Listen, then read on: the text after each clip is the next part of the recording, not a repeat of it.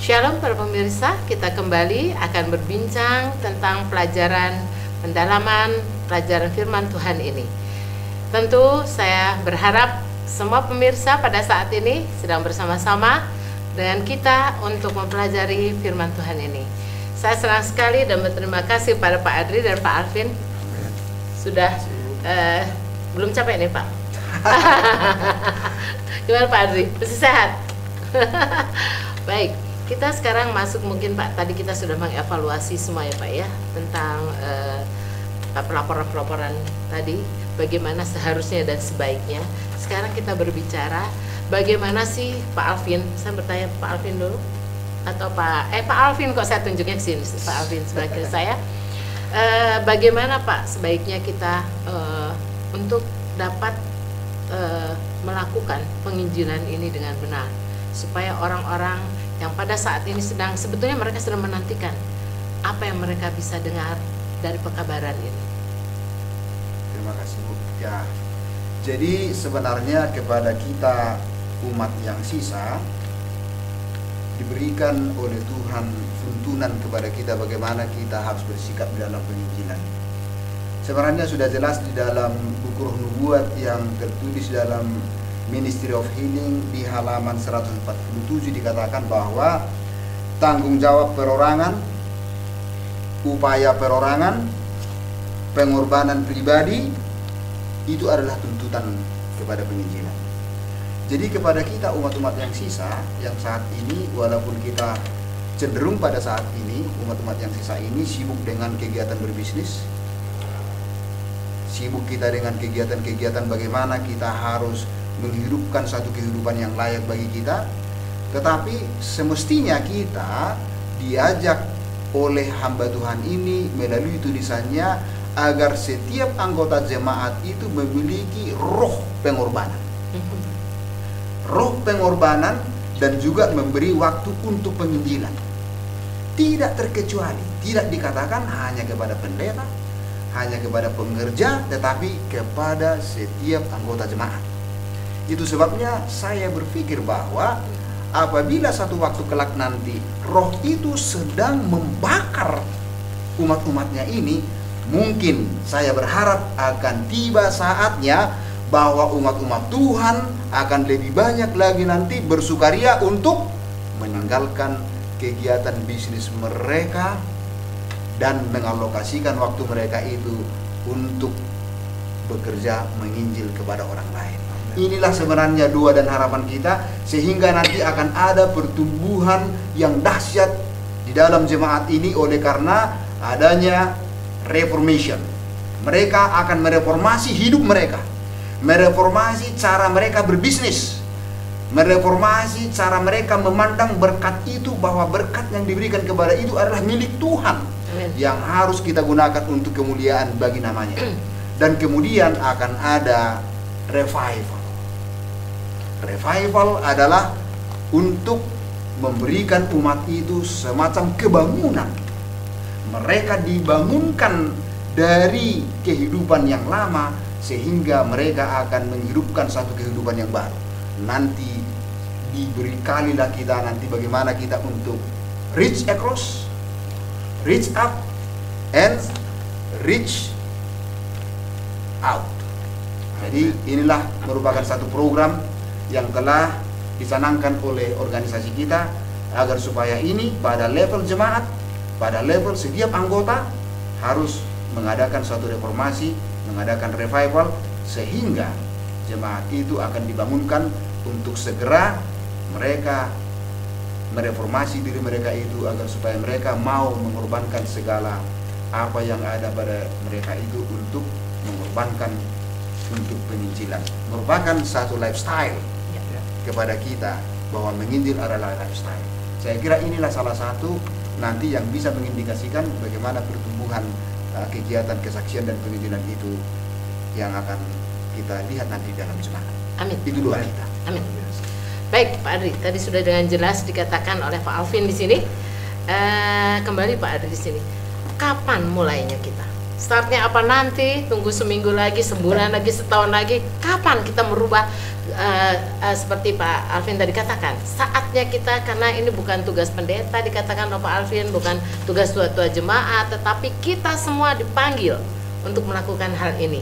Nah, sekarang mempersiapkan mental kita, mindset kita, merubahnya. Kapan saatnya kita harus melakukan start?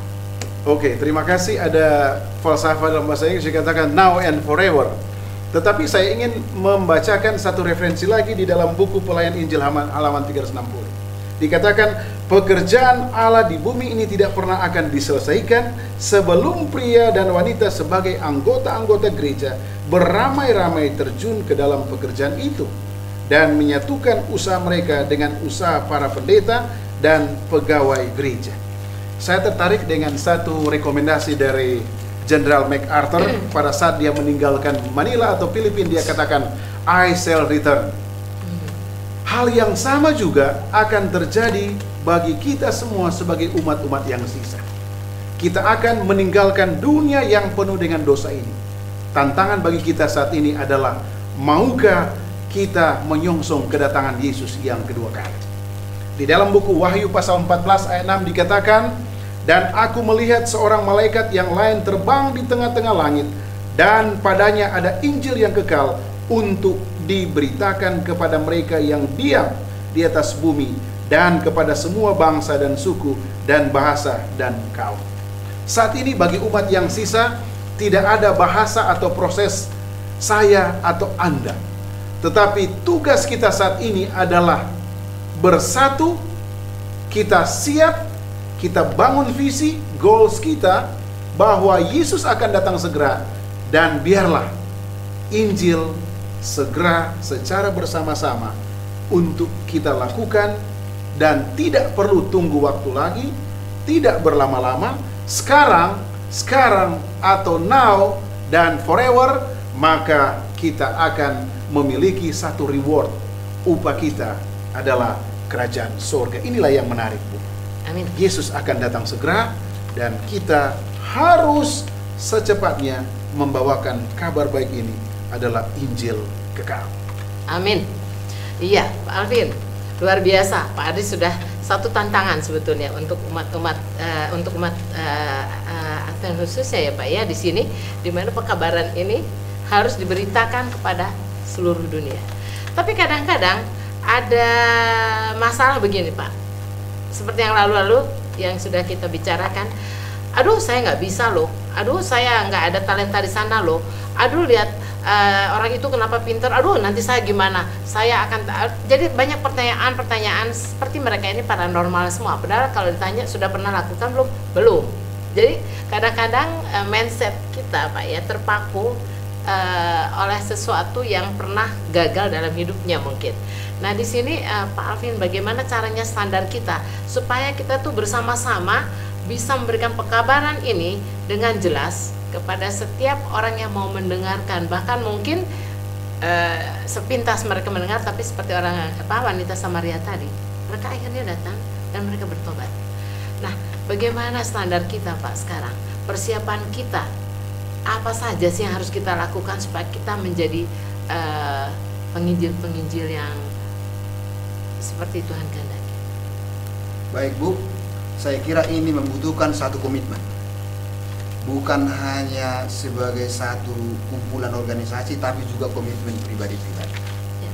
Saya kira kita sekarang sudah waktunya kita memikirkan agar supaya kita mengalokasikan atau menyiapkan waktu kita juga untuk penginjilan. Ya. Jadi itu sebabnya saya berpikir begini, bahwa setiap umat Tuhan, apabila mereka mau menginjil di dalam setiap satu keluarga setiap tahun, saya kira satu jiwa bisa mereka menangkan kepada Tuhan. Ya. Di sini tidak diperlukan sebenarnya satu ilmu teologi yang sangat mungkin canggih di dalam menginjil ya. Ingat bahwa murid-murid itu yang dipilih oleh Tuhan Yesus itu sebenarnya banyak kekurangan mereka. Mereka tidak berpendidikan tinggi. Mereka juga adalah orang-orang yang gagal. Iya. Mereka gagal menangkap ikan. Ya. Tetapi justru Tuhan Yesus mengatakan, tebarkan jalamu ke laut yang dalam. Jadi ini tidak diterima oleh teori dunia. Ya. Itu sebabnya saya pikir menginjil harus selalu berserah kepada Tuhan. Amin. Kita persilahkan Tuhan berbicara ke dalam hati kita, serahkan dirimu untuk menginjil dan siap dikirim kemana saja kita pergi. Saya kira itu adalah dasarnya. Jadi saya mengira bahwa apabila jemaat ini telah terjadi satu revival, telah terjadi suatu reformasi di dalam cara hidup mereka di dunia ini yang kita hidupi sekarang ini, saya kira satu saat ya kita akan menjadi penginjil-penginjil yang mau keluar dari rumah kita, dan kebiasaan kita dan kesukaan kita adalah untuk memberitakan Injil kebenaran itu kepada orang lain. Nah, inilah sebenarnya yang mungkin pimpinan kita sangat mengharapkan untuk kita jalankan di dalam kehidupan kita, agar supaya semakin banyak umat-umat itu yang memikirkan penginjilan. Karena melalui jemaat dan anggota-anggota yang sudah membuka hatinya untuk menginjil, inilah sebenarnya nanti yang akan merupakan satu persiapan untuk menerima hujan air itu di dalam umat yang sisa ini. Saya ingat ada satu pepatah Ethiopia yang mengatakan, yang cukup terkenal seperti ini. Apabila benang jaring laba-laba itu dipersatukan, maka benang itu akan dapat mengikat seekor singa. Jadi apabila jemaat kita yang hanya 16 juta di seluruh dunia ini dipersatukan menjadi penginjil-penginjil, maka semua yang ada di dunia ini bisa akan kita taklukkan. Jadi inilah sebenarnya yang ditunggu-tunggu, kapan dan bagaimana jemaat ini akan direformasi sehingga mereka itu akan bersedia untuk menginjil dan mereformasi segala apa di dalam kehidupan mereka itu, oleh karena ada kebangunan ya, kebangunan yang sangat mendalam di dalam hati dan pikiran mereka, menjadi satu lifestyle di dalam kehidupannya gitu. Sangat luar biasa nih Pak Alvin. Aduh, luar biasa sekali. Ya, tanpa terasa para pemirsa, kita sudah hampir di ujung pelajaran kita. Untuk itu saya minta Pak Adri merangkumkan pelajaran kita di akhir dari pelajaran ini. Yang pertama adalah ajak orang untuk bergabung dalam pelayanan Anda. Itu nomor 1. First thing, first out. Yang kedua, marilah kita menjadi burung Raja Wali yang siap menghadapi segala situasi badai. Karena kita tahu Yesus adalah sumber kekuatan kita. Dan yang terakhir, kita pandang ke atas setiap saat. Bila mana kita pandang ke atas, maka segala sesuatu, dosa, masalah, pikiran-pikiran yang membawa kepada maut akan hilang secara berangsur-angsur. Dan yang terakhir, jadikan Yesus sebagai komandan atau pilot saudara dan saudari para pemirsa yang ada dimanapun kita berada. Amin. Baik para pemirsa, tanpa terasa waktu berjalan terus dan pelajaran kita sudah kita akhiri. Tapi baik, sebelum kita akhiri pelajaran ini, kita akan meminta Pak Alvin untuk membawakan dalam doa. Kita berdoa. Tuhan Allah Bapa di surga, Bapa yang sungguh baik, Juru Selamat kami, Immanuel, Alfa dan Omega, batu gunung kami. Tuhan, Engkau begitu baik kepada kami. Engkau telah menuntun kami di dalam pembahasan sekolah sahabat kami, di mana kami Tuhan telah berbicara mengenai evaluasi kesaksian dan penginjilan. Oh Bapa di surga, banyak Tuhan kekurangan kami, banyak Tuhan kelemahan kami, bahkan kebodohan kami di dalam membawa kabar Injil kebenaran Tuhan itu kepada orang lain. Kami butuh Tuhan tuntunan-Mu. Kami butuh Tuhan rahmat dari surga untuk menuntun kami dan mengajari kami, agar supaya kami Tuhan dapat membawa kabar Injil, kabar baik itu kepada orang lain lebih efektif. Banyak jiwa-jiwa ya Tuhan yang seharusnya dimenangkan apabila kami mendahulukan Tuhan Yesus di dalam kehidupan kami. Tetapi banyak Tuhan jiwa yang lepas, bahkan tidak dapat dimenangkan oleh karena kekurangan kami, oleh karena kehidupan kami yang kurang rohani, oleh karena kami tidak dapat menjadi terang di sekitar kami. Untuk itu Tuhan, biarlah kiranya Tuhan menuntun kami.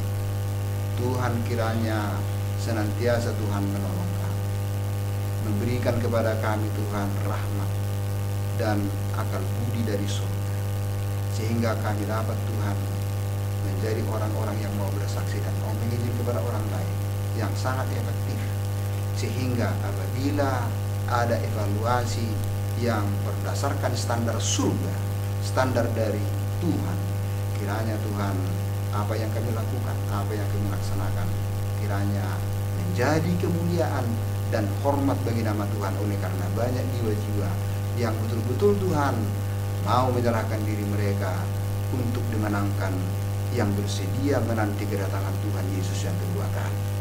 Terpujilah nama-Mu Tuhan, oleh karena kebersamaan kami pada siang hari ini bersama hamba Tuhan Evangelis Adri Kaunang, Ibu Yuni, yang turut beserta dengan kami dalam kesempatan ini. Terpujilah nama-Mu Tuhan, kehendakmu yang di atas kami, dalam namanya kita, Tuhan Yesus Kristus yang telah mati menjadi juru selamat dan penebus kami. Amin.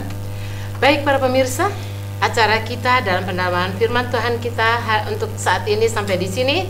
Tentu kita akan bertemu lagi pada waktu yang akan datang dengan topik yang berbeda. Sekali lagi kami mengucapkan shalom untuk seluruh pemirsa di seluruh Nusantara.